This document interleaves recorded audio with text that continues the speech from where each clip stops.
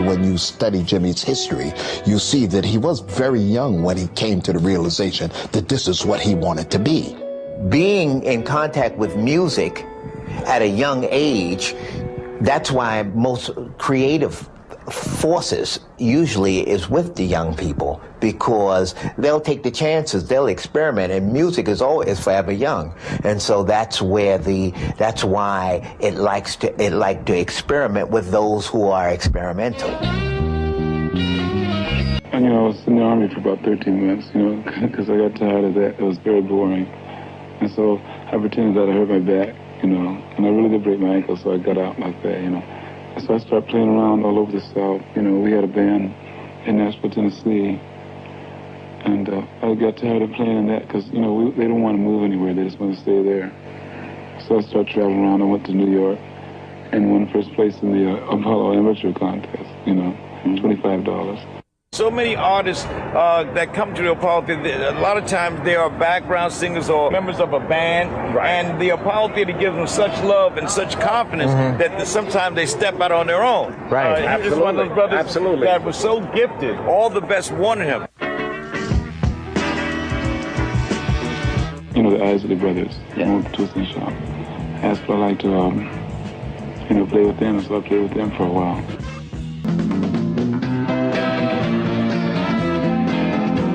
Tired of playing on the road, Jimmy found his way back to Harlem in the fall of '65, looking for steady work and a place to call home.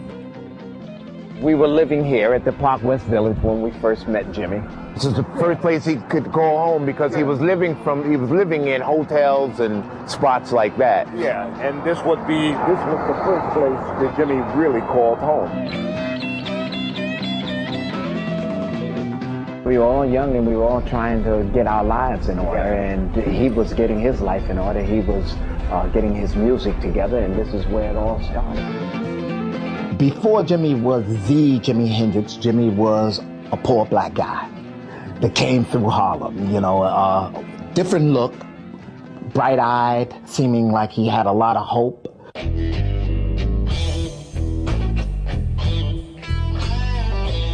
I went back to New York and played with King Curtis and Joy D. I was playing, but all the time I was playing behind these different groups. And I played with this little rhythm blues group named Curtis Knight, the Squires.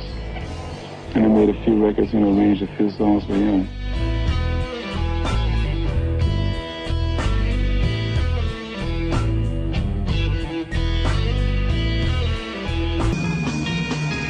Jimmy told me one day that I had to go with him and try a tab. I said, "What's a tab?" He said, "Man, you know what a tab is." He said, "That's LSD." Jimmy had the ability to take LSD, take more than the average person. His body had this tolerance that was remarkable for his size. Because his physical size, one would not believe that he could take so much of those expanders and be conscious. He had a mission, and I keep saying that, and I said that he had a place to go, and he didn't necessarily know how he was going to get there. But he found that out too, and I just think it was through that LSD. I think that because it opened his head up, and I saw that with my own eyes. I could believe Lonnie. I think that probably had a lot of effect on making him see a direction very, very clear. I think he was born in the direction. I think that merely helped to accelerate the process. I truly believe that Jimmy met music. Music as an entity. Jimmy met music, and music said, "Okay, bang, you are dedicated. You're the one. I love you too. I love you just as much as you love me." And so he learned how to tap in, and that's exactly what he did,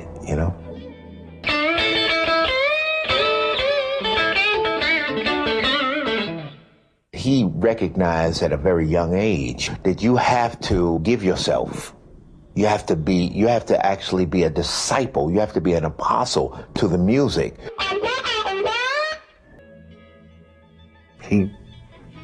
past all barriers and bar lines. He was this wonderful, innovating, give everything, doesn't matter what it takes, blow your mind man that lived on another avenue that I've never been to, and I don't think anyone else has.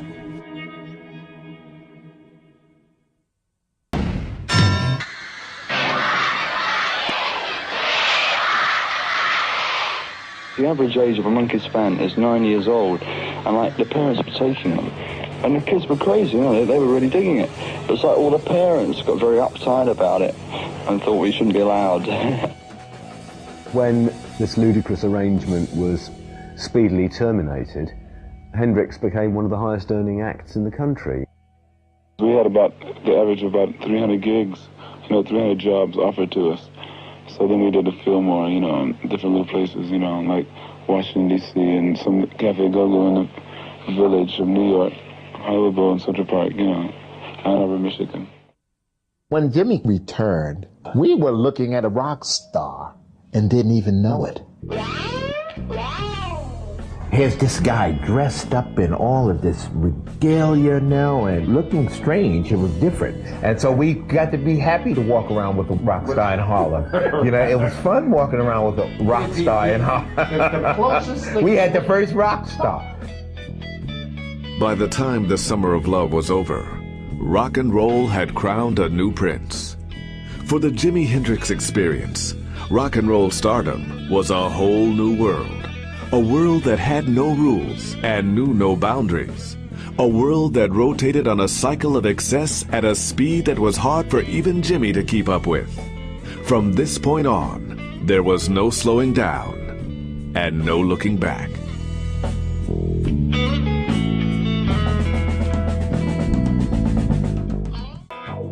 Jimmy was dealing with the studio from a scientific perspective.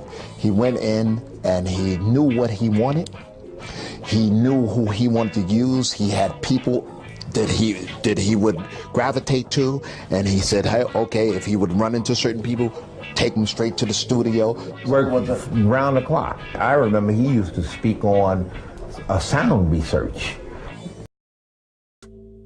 Working with people like the last poets, known as the fathers of rap, you could see the type of sound that he was going into. He was going into productions. He was going into musical colors.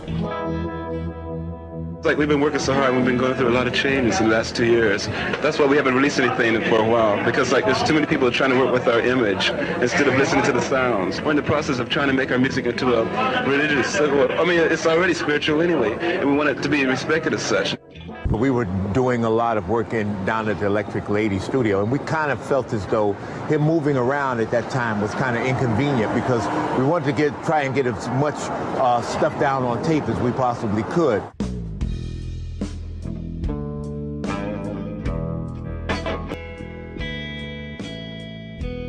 It was just like yesterday. It seemed like Jimmy was sitting right here on this curb, right here. And Tunde and I were discussing, we were asking him, you know, where's he going? He was talking about, he was going to this place called the Isle of Wight.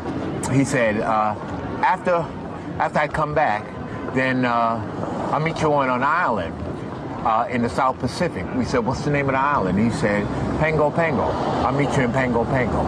We looked at him, and he looked, and he gave us a beautiful smile. And it was a beautiful twinkle in his eyes. And then Jimmy disappeared. Off he went. Into the hotel, and that was it.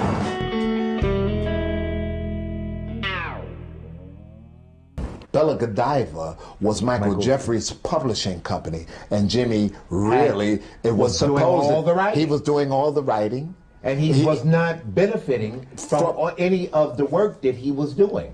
And so therefore, when he realized that he did not even have any ownership in his own product, in his own writing. And Jimmy wrote Jimmy was the creative source. It wasn't as though Michael was writing songs. And I mean, even if Michael had given Jimmy a percentage of Bella Godiva, then that would have been one thing, but he had no ownership in Bella Godiva.